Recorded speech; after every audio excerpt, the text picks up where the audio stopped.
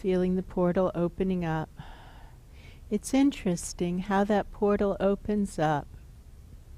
I notice it now, how it opens from the top down. I can watch it or feel it or be present for its opening up and watch what it happens. It's alive, like everything is alive. The portal is alive, the portal has consciousness, and it opens from the top down, and it looks like it's flesh colored, you know, it's a living being, and it opens from the top down,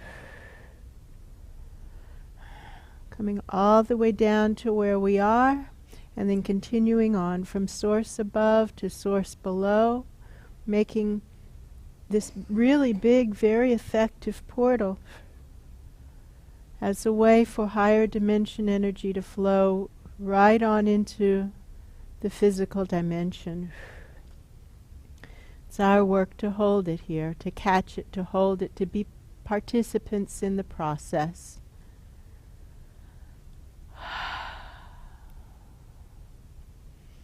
And in so doing, we are blessed. So now, friends, let's start by opening up to source below first, finding our own volcanoes, so to speak, and standing on the volcano, so to speak, allowing that upward flow of earth energy to just flow right on through us, being sure that the volcano, that's the metaphor, that we're standing on, so to speak, is large enough to support our pillar. If we're trying to stand on something that's too small to support our energy bodies, it won't support us, it doesn't work. And so if we're having troubles staying supported by upward rising earth energy, connect to a bigger volcano, so to speak, one that can power up a bigger energy body. Does that make sense? Doing that for ourselves right now, feeling that kind of pop into place. Drawing up that earth energy, especially find the back, usually back left quadrant of the energy body is a little vacant. There we go. Focusing on that back left quadrant, drawing up the earth energy right through it. Better, right? Who notices the stabilizing? Yeah, much better, much better.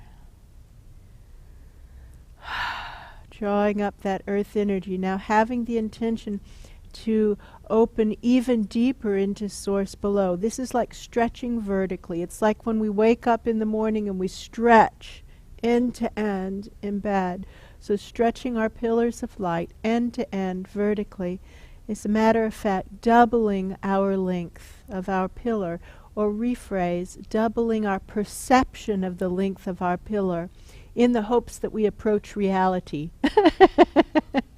Because that's the only way to actually live into our potential. Does that make sense? If we ignore our potential, then are we living into it at all? No. And so if we're not living into it, does it even matter that we have the potential? It doesn't. It becomes irrelevant if we aren't using it. Right? Then it's just sad. Then it's just a sad waste. It's all right. So let's once more lengthen vertically, doubling the distance, twice as deep into source below. And twice as deep into source above. And now twice as deep again into source below. And now twice as deep again into source above. And now swishing these rivers of love and light and life and healing from source above to source below and back, top to bottom and bottom to top, top to bottom and bottom to top, clearing, cleansing, even spinning these pillars of light like a top, creating turbulence, sending everything into the vortex. There we go. Sending everything into the vortex that's ready to release, so that we're continually in clear space, noticing that vortex, how it's picking up everything that's being released, the moment it's being released, leaving us continually in clear, sacred space.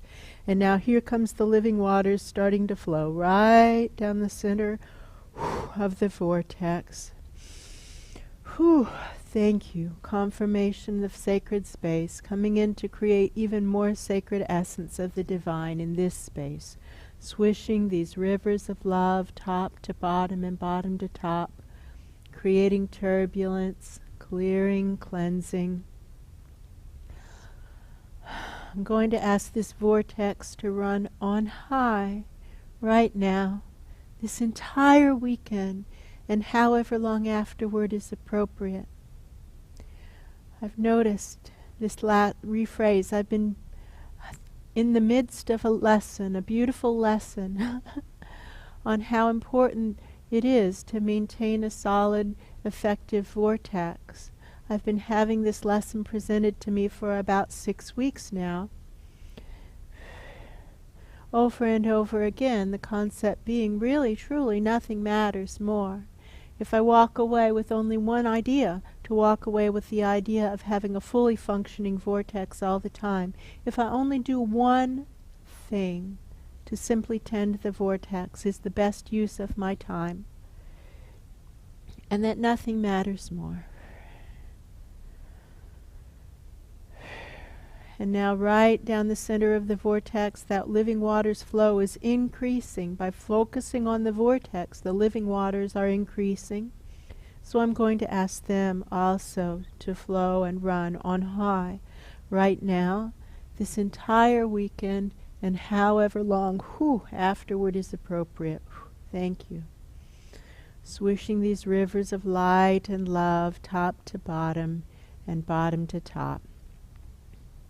I have asked several times in this past 7 minutes, what about the horizontal focus? And the teachers quite consistently are saying, keep it on the vertical focus. Keep it on the vertical focus. Don't be distracted. Run that vortex. They're so loving. They're so patient. There's so much grace at every single stage of this process. This process of learning how to channel higher dimension healing into the physical dimension. This grace is what makes it possible. And paradoxically, if we get confused about it, that can be what trips us up. Because we can start to think at any stage of the game that it's us doing anything. And then, of course, we disconnect. And then it does become only about what we ourselves can do, which usually isn't all that great. Compared to what Source can do, it's never that great. It's never about us. Does that make sense? And when we start to think that we've got it all together and forget that it's still coming from grace, there we go. Then we can get confused. But this doesn't mean we diminish our responsibility. It's a paradox. Does that make sense?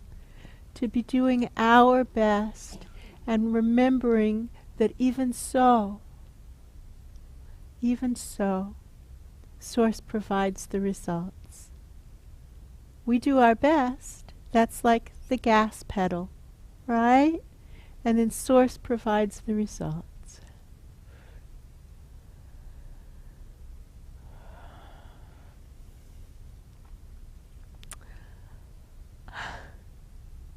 I'd like to acknowledge Kristen, who would like to be with us today, but she can't because of her rehearsal commitments. But Kristen was named one of the 9 men and women of the year in Naples.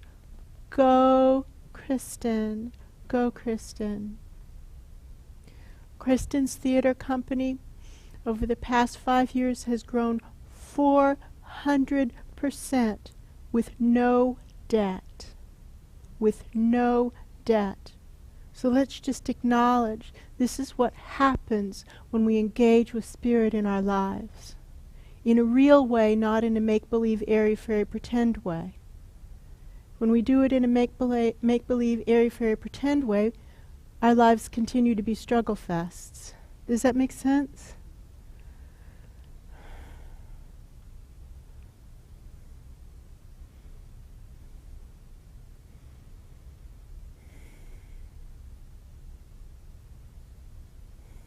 There we go.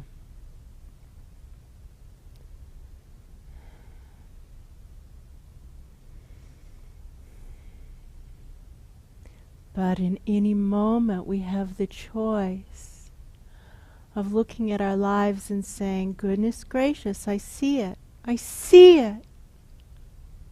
And then we're freed once more to be supported by grace. Because once more we've let go of the illusion that it's us doing anything. Does that make sense?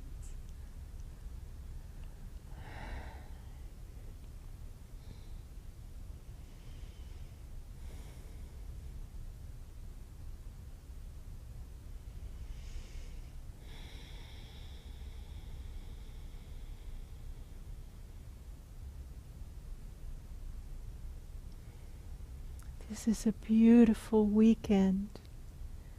In this weekend, the end of the core curriculum, for many people for the first time. For many people this is the first time they've been through the core curriculum. This is the end of the core curriculum for them. It's been challenging for them. You guys remember how challenging it was the first time?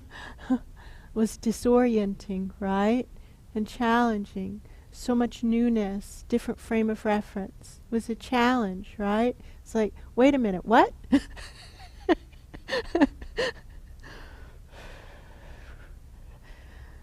And so that's how it is for these people, for many of them. It's okay. That's how it is for all of us. Here's what's going on. It's the time of the awakening. The rules of the game are changing. It's time for all of us, here on planet Earth, to let go of the old ways of doing things. For all of us, you see? And the longer we cling to those old ways, it's okay, but we're making a struggle for ourselves, for ourselves. We're the ones who are suffering when we're clinging. The faster we let go of the old ways and dive into the new, the more we can grow 400% in 5 years with no debt. You see?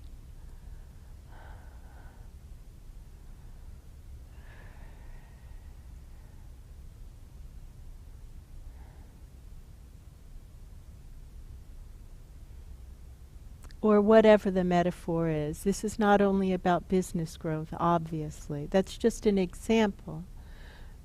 We can heal our physical bodies just the same way. It can happen in no time whatsoever. Does that make sense?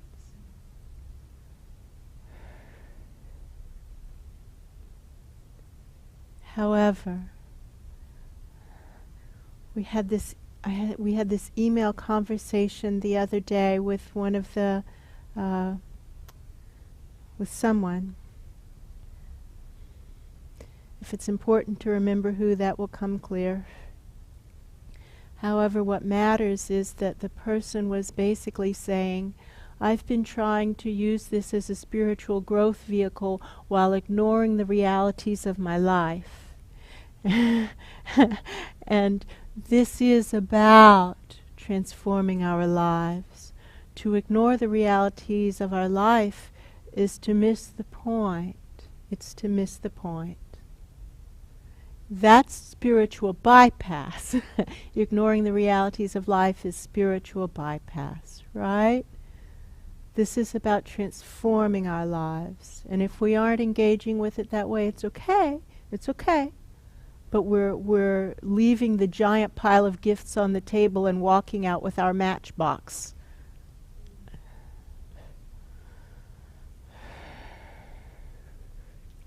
And they make it really clear it's a matchbox because it looked like a small box. And I said, well, good things can come in small packages. And they said, no, those are matches. Giveaways at restaurants.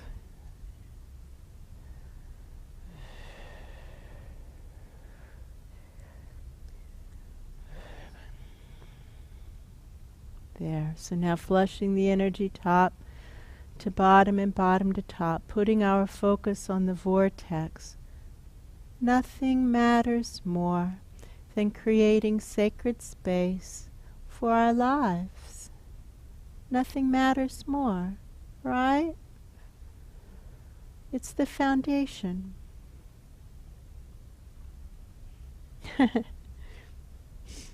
They're reminding me how absurdly, their words, absurdly stupid and resistant I am on this concept. And they're smiling, but their eyes are real clear, like they mean what they say, but they're saying it with love. I'm being absurdly stupid and resistant on this concept of the vortex. That nothing matters more. Sure, everything else is important, but nothing's more important than that, creating sacred space for our lives.